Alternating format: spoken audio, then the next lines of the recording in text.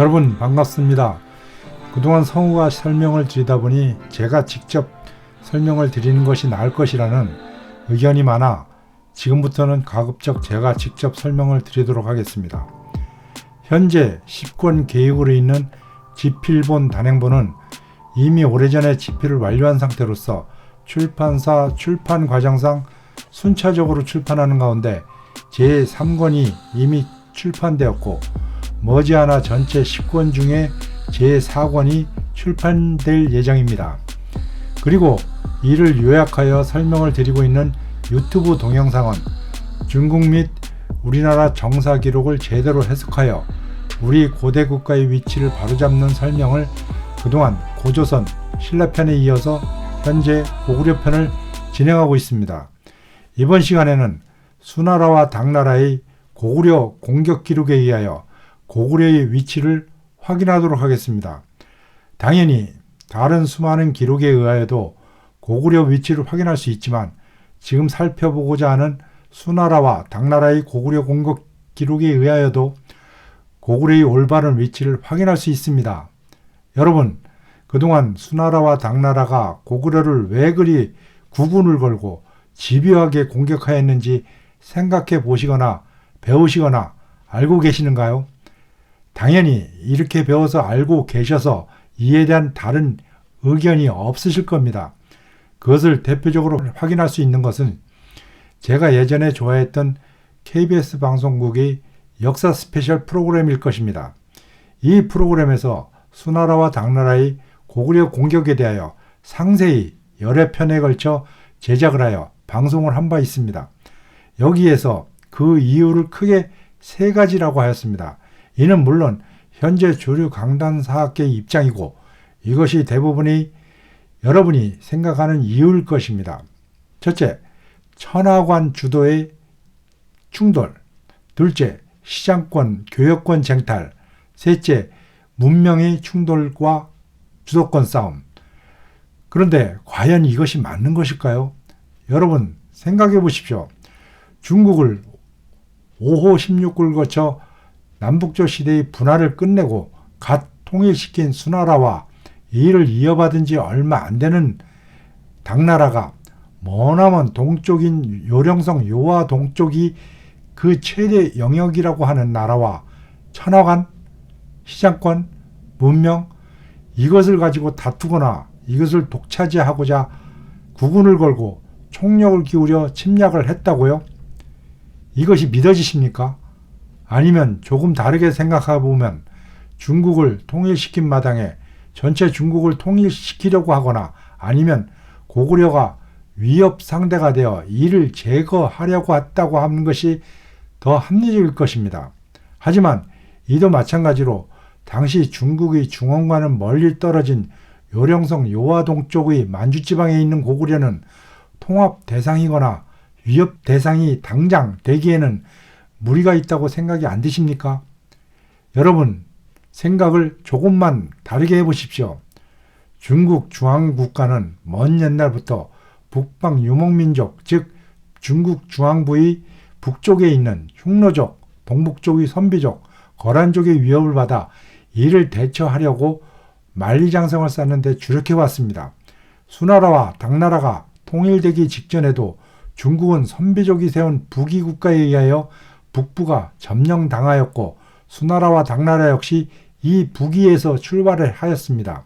그리고 그 북쪽에는 유영과 시리 등 북방 유목민족 국가가 있어 당장 위협이 되지 중국 측과 주류 강단사학계의 비정에 의하면 요령성 요하 동쪽에 머문 고구려는 그 위협 대상이거나 당장 통합 대상 국가가 못 되었습니다. 그래서 앞서 말씀드린 대로 주류 강단사학계는 그 이유를 천하관, 시장권, 문명권 등 애매모호한 이유를 대는 것입니다. 그러나 만약 고구려 위치가 바로 북방 유목민과 마찬가지로 바로 북쪽이나 옆에 있어서 위협이 된다면 어떻겠습니까? 그래서 실제 일어난 바와 같이 고구려를 애써 공격하였던 것입니다. 그러면 수나라와 당나라가 고구려를 구군을 걸고 집요하게 공격한 것이 결국 고구려의 위치와 관련이 있는 것이 당연한 것입니다. 만약 요령성 요하동 쪽에 멀리 떨어져 있었다면 그 이유대로 당장 위협 대상이 아니므로 천하관, 시장권, 문명권 등의 이유 때문에 공격한 것이 됩니다. 그러나 만약 가까이 위치해 있다면 이는 위협 대상이 되어 이것이 침략 이유가 됩니다.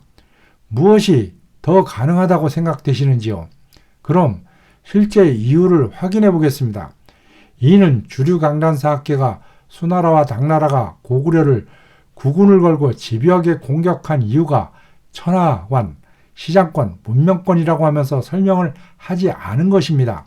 물론 KBS 역사 스페셜 프로그램에서도 다른 사항은 주류 강단사학계의 학자들이 상세한 인터뷰와 설명을 하면서도 정작 중요한 사항인 이것은 누락시켰습니다. 고구려를 공격하기 전 분명히 공격 이유를 밝힌 것을 말입니다. 물론 이렇게 이해할 수도 있습니다. 오히려 이렇게 공식적으로 밝힌 것이 실질적인 것을 감춘 채 명목적인 것을 내세우는 것이라고요.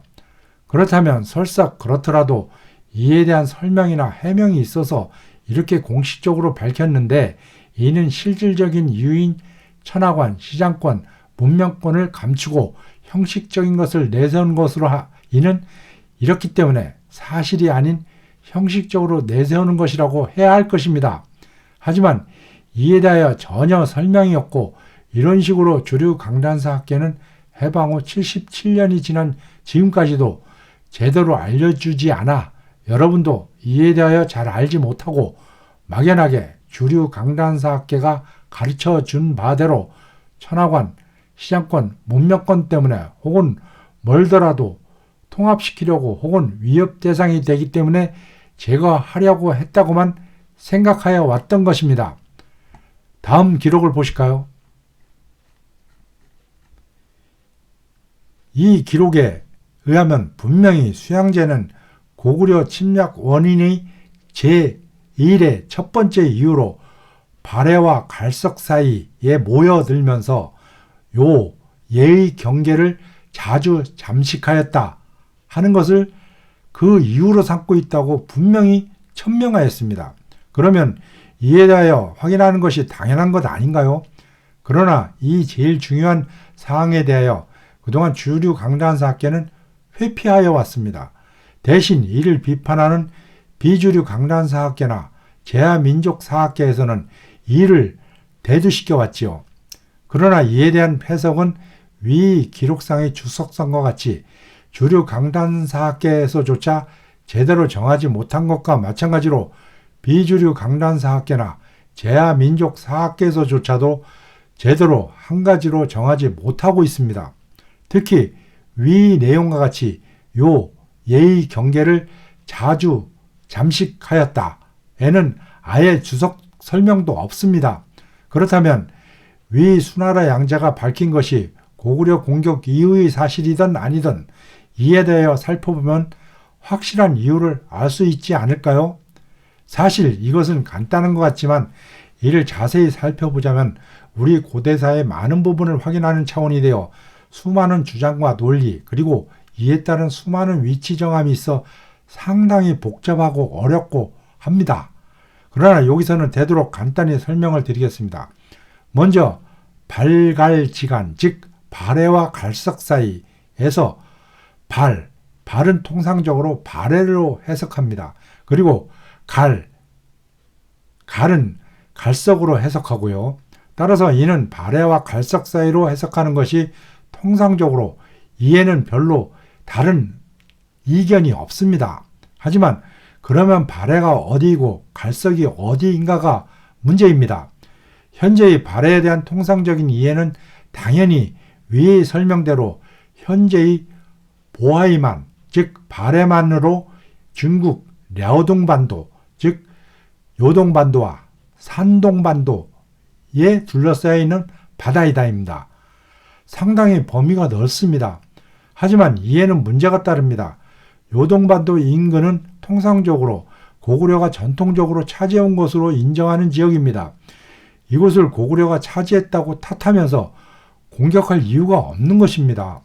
더군다나 위에서 밝혔지만 현재에도 위 발해는 보하이 시로서 발해이고 다른 발해는 보하이 베이로서 역시 발해인 현재의 천진만인 보하이만입니다. 과연 당시에 수나라가 언급한 발해는 넓어 요동반도를 포함한 보하이 시로서 발해일까요? 아니면 다른 발해인 보하이 베이로서 현재의 천진만인 보하이만일까요? 이는 바로 뒤 갈석과 더불어 중요한 사항입니다. 그러면 이에 대한 결론은 잠시 미루고 다음 사항인 갈석으로 넘어가시지요. 갈석은 위 주석과 같이 여러 주장이 있어 왔습니다.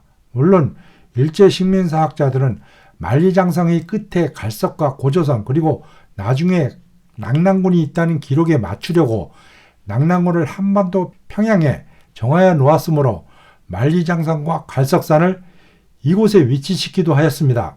그리고 이를 현재 주류 강단사학계는 역시 낙랑군 위치 때문에 은연중에 만리장성과 갈석산을 이곳까지 위치한 것으로 하고 있습니다. 하지만 이는 사실이 분명히 아니므로 낙랑군도 한반도에 없는 것은 당연합니다. 이에 대해서는 더 이상의 설명을 그만두겠습니다. 갈석산의 위치에 대하여 현재는 가장 많은 주장이 있고 당연한 것이 되고 있는 것이 바로 하북성 진앙도시 창녀현에 실제로 있는 갈석산입니다. 하지만 본인의 연구 결과에 의하면 이곳에 있는 창녀현과 노룡현 그리고 갈석산은 원래의 위치인 하북성 석가장시 인근에 있었던 창녀현, 노룡현, 갈석산을 전부 이곳으로 옮겨온 것으로 확인되었습니다.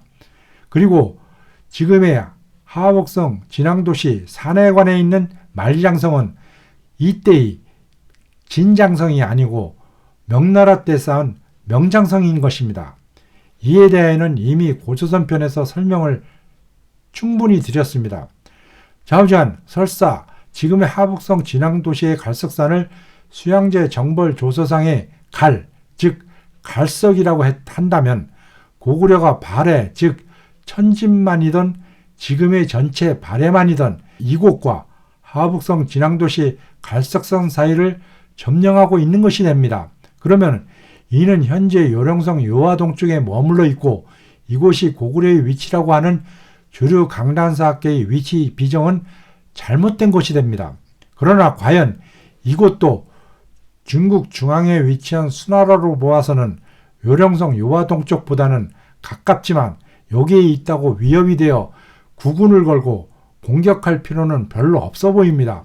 하지만 이미 고조선 편에서 살펴본 연나라의 위치인 이 사서 기록과 같이 안문관, 호타, 갈석산, 역수의 위치에서의 갈석에 의하면 이곳이 하북성과 산서성 사이에 있는 태행산맥 인근인 것이 확인되므로 이곳이 맞는 갈석의 위치라면 수나라와 당나라의 위협 위치가 됩니다.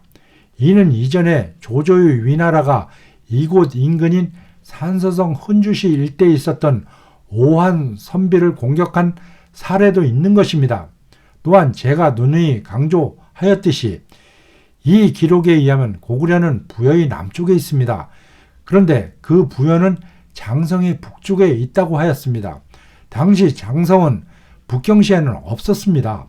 북경시를 거쳐 현재의 하북성 진앙도시 산해관에 있는 것은 명나라 시기에 축성된 명장성입니다. 당시 만리장성은 하북성 보정시에 머문 상태였습니다. 따라서 부여는 지금의 하북성 보정시 북쪽인 산서성 대동시 인근에 있었습니다. 따라서 고구려는 그 남쪽인 하북선 보정시 인근으로부터 하북성 석가장시 사이에 있었습니다. 그러면 발해와 갈석 사이에 고구려 있다는 것이 입증이 됩니다. 발해 즉 천진만으로부터 갈석이 있는 하북성 보정시 인근과 하북성 석가장시 사이에 고구려가 있음으로 해서 이쯤 되면 아니 이쯤 되어야 결국 수나라와 당나라의 위협 대상이 되어 수나라와 당나라가 고구려를 국군을 걸고 집요하게 공격한 것이 당연한 것이 됩니다. 다음은 요의 지경입니다. 여기서 요는 요동의 요자입니다. 즉 멀 요자로서 통상적으로 요동의 요자로 쓰입니다. 물론 요서도 마찬가지입니다. 하지만 여기서는 동이족 즉 고구려의 위치로 쓰이는 요동의 요의미로 요자를 쓴 것이 확실한 것입니다. 그러면 요동이나 요서는 어딜까요? 물론 이 요동과 요서를 지금의 개념 즉 요령성 요하를 기준으로 그 동서로 하여 이 위치로 하고 있습니다만 고대 요동은 요동군의 지소인 양평현에 대요수와 소요수가 있고 이 소요수가 대요수와 만나서 서안평현이라고도 하고 북안평현이라고도 하고 안시현이라고도 하고 안평현이라고도 각 사서가 기록하고 있는 이곳이 현재 하북성 호타 즉 당시의 마자수이자 압록수인 이 강의 동쪽에 실제로 지금도 하북성 형수시 안평현으로 존재하는 이곳에 합류하는 이곳 하북성 석가장시 북부입니다. 그러면 얘는 무엇일까요? 중국 사서상에 이 기록과 같이 물론 주류 강단사학계는 이 기록을 한반도 위치로 해석하여 얘가 진안의 남쪽에 있고 또한 이 얘가 북쪽이 고구려와 옥저의 남쪽에 있고 그 동쪽으로 대가 있고 조선이 동쪽에 위치라는 기록에 의하여 이를 동해로 보고 지금의 한반도 강릉시 일대로 정하고 있습니다. 하지만 이는 모두 한반도에 비정하는 까닭에 여기에 억지로 맞춘 것이지 원래 사서 기록이 가리키는 곳은 이곳이 아닙니다. 당시 사마는 하북성이 위험한 조선의 말왕 기준이 한나라에게 그 땅을 내어준 채 이곳에서 바다인 하천을 건너 남쪽으로 내려와 세운 산동성 지방입니다. 그리고 얘는 바로 예족인 신라의 땅을 말하는 것으로서 신라의 북쪽 땅이 바로 얘 땅인 것입니다. 이에 대해서는 이미 신라편 신라의 위치와 관련하여 상세히 설명드렸습니다. 따라서 요의 지경은 요동과 예의 땅 사이이므로 산동성 지방과 이 지역으로부터 요동군이 있었던 하북성 지방을 말하는 것입니다. 따라서 이는 결국 고구려가 산동성 지방을 차지하고 있는 것을 가리킵니다. 그러므로 발갈지간 요해지경이라는 것은 산동과 하북성에 걸쳐 있었던 고구려를 가리키는 것입니다. 고구려는 추모대왕이 하북성의 부여지방에서 산동성으로 내려가 이곳의 졸본지방에서 나라를 건국한 다음 다물정신에 의하여 선조국가인 원래의 고조선 및 부여의 땅인 하북성 지역을 되찾고자 이곳에 진출하여 있었던 것입니다. 이러한 증거는 이 수나라와 당나라의 고구려 공격 상황과 반대의 경우로서 이와 같이 비록 왜곡한 것을 떠나서더라도 서기 49년 태원시 즉 지금의 산서성 태원시를 고구려가 공략하고 다시 서기 55년 요서지방 즉 요동의 서쪽이자 이 태원시가 있는 산서성 태원시 인근이 요서지방을 차지한 것에서 결국 요동지방에 고구려가 확실히 자리를 잡은 것이 입증이 됩니다. 이 사실은 머나먼 요령성 요하동 쪽에서 그 머나먼 산서성 태원시를 공격한다는 것은 중국 중원에서 머나먼 요령성 요하동 쪽에 있는 고구려를 공격하는 수나라와 당나라의 경우와 마찬가지인 것입니다. 이는 산서성에서 가깝고 중원에서 가까운 곳에 고구려가 위치함을 입증하는 것입니다. 더군다나 산서성 태원을 공격할 때 요동 태수가 관여했다는 것은 요동군이 요령성 요하동 쪽이 아니라 산서성 동쪽에 있다는 것 또한 의미하는 것입니다. 그리하여 결국 고구려는 수나라 및 당나라 이전 시기의 혼란 시기인 5, 16국 및 남북조 시대에는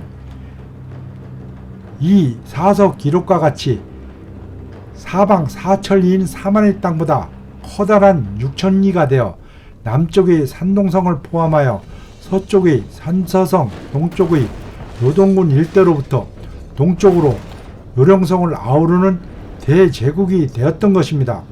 이러한 고구려가 산서성 바로 동쪽에 있어서 수나라와 당나라의 중심부로서 도읍인 섬서성, 시안시가 바로 산서성 서남쪽에 가까이 있어 위협이 되므로 이를 제거하려고 온 국력을 기울여 공략하였던 것입니다.